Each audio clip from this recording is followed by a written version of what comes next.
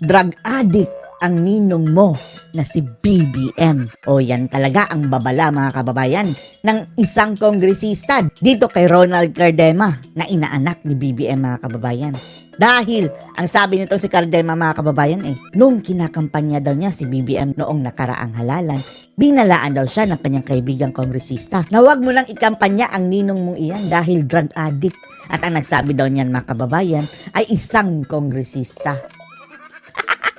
Hindi siya naniwala mga kababayan, bla bla bla bla bla bla. Kahit anong sabihin mo, hindi ako maniniwala. Hanggang naging presidente daw ang ninong niya mga kababayan na si BBM. Si Cardema mga kababayan ay isa pong loyalista yan ha. Marcos supporter from the start. Ninong pa nga niya yan si BBM. Ninong, pahingi ng regalo. Anong ginawa sa kanya? Tinanggal siya sa National Youth Commission mga kababayan kahit pa fixed term. Yan ang regalo sa kanya ni BBM. Kaya mga kababayan, as time goes by, unti-unti raw nagmamanifest sa mga pinaggagawa ni BBM etong mga akusasyon sa kanya sa pagiging addict. Kaya nararapat lang daw mga kababayan na magpa-hair follicle drug test na siya. Ora mismo! Parang once and for all matigil na ang isyong ito. Panoorin niyo po. Napahayag ng Pangulong Marcos Jr. kaugnay po dito sa pagpapa-hair follicle drug test. No. Ang sabi ni BBM mga kababayan, a resounding no. Dapat magpa-hair follicle test siya dahil pinag-uusapan ng buong bansa. Tapos sabi ni BBM, wala naman itong kaugnayan sa public trust. Kaya nga, kung gusto mong pagkatiwalaan ka, sundin mo ang panawagan ng mga tao dahil nagdududa na sila sa iyo. Na nagda-drug siya. Alam niyo, masabi ko sa inyo, totoo. Eto mga kababayan na testimonya. Another testimony na naman mga kababayan. Nung ikinakampanya ko ang dating Senador Bongbong Marcos pagka presidente, Bongbong. nakausap ako na ibang kongresista na ka-close ko.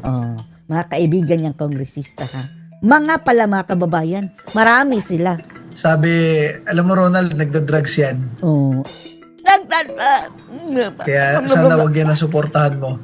Hindi syempre pinagtatanggol ko yung ninong ko, di ba? Ninong ko yan si Bongbong Marcos So, ayaw maniwala mga kababayan. Kagaya natin, binalaan na rin tayo, di ba? Ni PRRD, pikit mata tayo mga kababayan. Pinalabas sa kabilang tenga. Eto na napala natin mga kababayan.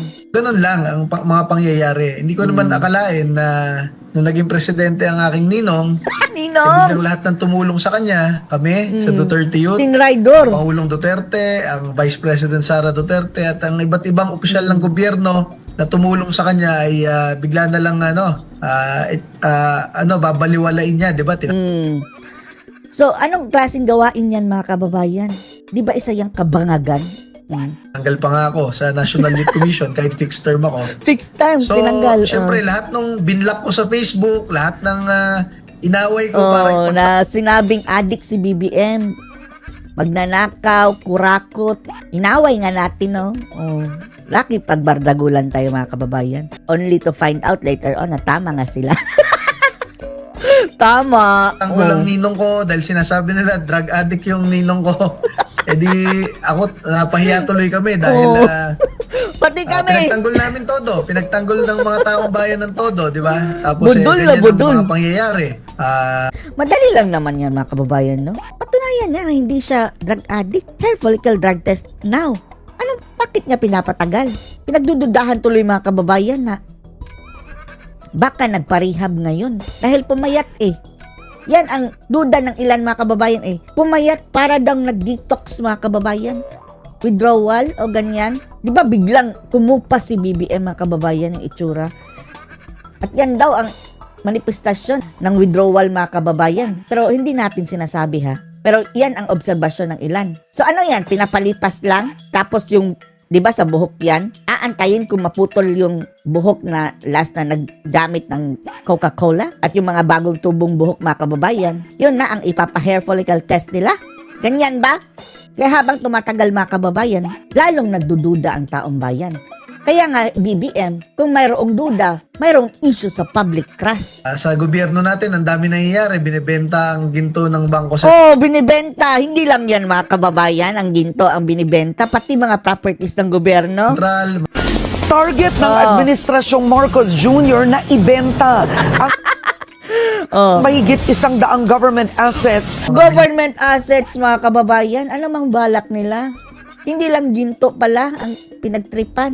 Pati mga government assets. Bilyon-bilyon ang halaga niyan, mga kababayan. Balak ba nilang limasin lahat ng properties ng gobyerno? Pati mga pondo ng mga government-owned corporations. Kinanti, mga insurance corporations ng gobyerno. Bilyon ng SSS, GSIS, PDIC at PhilHealth nililipat, panggawa ng kalsada, at Pati PhilHealth. iba't iba pa. So masasabi ko, ang epekto kasi ng the drugs, nandun sa utak na sa decision making, Sa utak. di ba? So bilang ikaw ang number one decision maker sa bansa, dapat talaga malaman ng bansa kung totoong Tapos, tapang-tapangan sa China. Binigyan nga lang ng kakarampot na missiles ang Amerika, mga kababayan. Parang may hawak ng nuclear na parang nanghamon na sa China na gera. drugs o hindi ang ating Pangulo, ang ating Commander-in-Chief. At kapag ganyan na pinag-uusapan na ng buong bansa kung nagda-drugs ba o hindi, dapat man lang, ang sagot ng Pangulo dyan, ipakita man lang niya through a hair follicle test na hindi siya nagda-drugs, di ba? Correct. No. Ang problema kasi, Pati nga si Ka-Eric, mga kababayan, na kalbo. Nagpa-hair follicle test. Negative, mga kababayan. Sina Busantong at si Doktora Lauren Badoy. baka nagda-drugs noon, ngayon hindi na, pwede naman niyang aminin yon, di ba? Aminin. Marami na rin ang nag-testimony yan, mga kababayan, ha. Di ba yung mga high profile na mga tao, mga kababayan, nagsasabi na nagda-drug si BBM, Nikki Cositing, yung Rafael, something ganyan, mga kababayan. Nakaklase niya sa Oxford at saka sa Lasal. Si Cathy Binag nakita mismo, eyewitness mismo, yung PDEA leaks. Pero ano bang kinakatakutan nito si BBM, mga kababayan? Na kung nangyari iyon, mga kababayan, bago siya naging presidente, hindi po yan magagamit para ipa-impeach siya.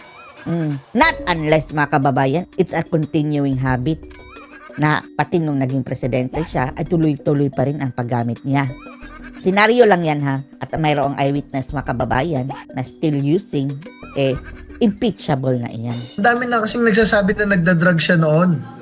So, pwede naman nagbagong buhay. Bagong Yan, buhay! ang problema Sa tingin nyo, bagong buhay? kasi kung Pangulo na, kung nasa Malacanang na, tas nagda-drugs pa rin, yun ang pinaka, Delikado. di ba, kalokohan sa bansang ito. Ordinaryong empleyado, mga kababayan, tinatanggal kapag nagpositibo. So, gusto lamang malaman ng mga Pilipino kung nagda-drugs pa ba ang ating head of state, ang ating Pangulo at ang ating Commander-in-Chief. At ang ninong mo, At may papakita ito through a hair follicle test. Yung sinasabi ng oo nga, kapag hindi ka gumagamit, mga kababayan, mabilis pa sa alas 5. 4:50. Nandyan na ako bago kayo magsarado. I-test nyo ako dahil ayaw ko magduda sa akin ng mga tao Ganyan talaga gagawin mo. Dapat, ha, yan ang normal na reaction, mga ng kababayan. Pangulong Bongbong Marcos na wala tong kaugnayan sa public office is a public trust. Mali yun. Isang kaululan. Kaya ka nga ibinoto kasi pinagkatiwalaan lahat ng pangako mo sa bayan. Di ba? Isang pangako dyan 20 pesos na bigas. Wag na lang natin itakil yung 20 pesos sa bigas, mga kababayan. Dahil umay na tayo. Actually, mga kababayan, kahit alisin na natin yung 20 pesos na bigas na guni-guni ni BBM na kanyang pangako, kalimutan na lang natin, tingnan na lang natin ang sitwasyon ng ating bansa ngayon at ang kanyang ibang pinagagawa pa, mga kababayan.